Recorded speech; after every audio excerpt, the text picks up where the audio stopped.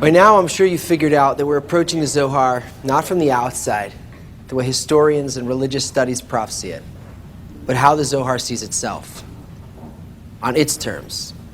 Remember, everything evolves as a result of desire, and the only kind of desire that the physical universe, including us, is made of is the will to receive. But the Zohar tells us that the target, the fulfillment, the place that we need to evolve to is the opposite to that. The will to give. And that doesn't exist in us at all. What do you think? I know you don't believe it. From my little corner of the world, news starts pouring in about another disaster somewhere. I see the frightened faces of the people suffering and I think, what if that was me or my kids? What a horrible thought. I didn't give last time something happened. I better do something this time. I don't have a lot of money right now, and who knows what'll happen tomorrow to me, so maybe I'll just keep it. I'm so ashamed that I feel this way, so what the heck, I go ahead and I send some money anyway. There, see? I can give.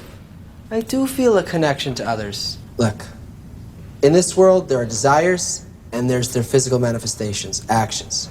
But what if nature responds not to a person's actions, but only to his desires? You want to keep the money, but you don't actually let yourself. You send it. Yeah, but meanwhile, the desire to take is still there. And because of that, your outer giving, it's really inner taking. And deeper than that, no real help reaches the other person. The disasters keep on happening because only our inner desires change anything, and it's not changing. When you look at it that way, you can see just how opposite we are from what we need to be. Okay, so what's the point then? The Zohar is asking me to do something impossible. Yes, if it depended just on me, I'd be separated forever from the desire to give.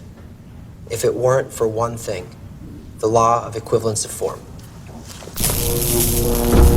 In the Zohar, the original intention, the blueprint behind creation, is to make a creature and bring it to complete fulfillment. The law of equivalence of form is the and bring it to part of the blueprint. Everything in existence is moved along by this law.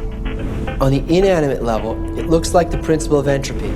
From the moment after the Big Bang happened, exploding energy and spreading the universe out, entropy kicked in, slowing everything down until it will eventually reach a state of rest again. On the animate level, it looks like homeostasis.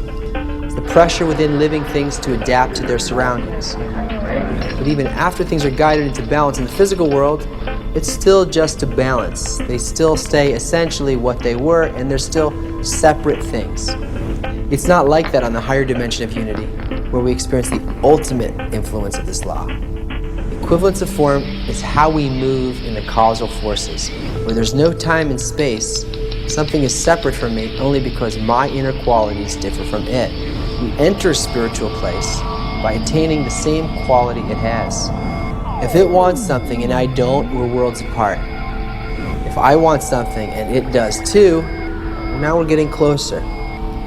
If we desire the same thing for the same reason, we partake of a single intelligence. We're one and the same thing. But it can't just happen without my involvement, because complete involvement is the goal. It's the ultimate fulfillment. The pure transforming potential in this law is always there. It's just waiting for my request. But not with words, not with actions, but with a need. This need acts like a beacon, a radio tuning device that's searching. It's trying to match the frequency of the waves that it wants to be able to play. Even just truly feeling that I would even begin to want this change in me, it already has a minimal similarity of form with where the law wants to take me. It's said that the secrets of the Zohar are hidden behind 1,000 locked gates. But that's only so if you're going to view it from the outside. The Zohar addresses a single person, and everything is inside that person. Because of the law of equivalence of form, there are no locks, no gates, and ultimately, no secrets. So it's not the action that needs to change.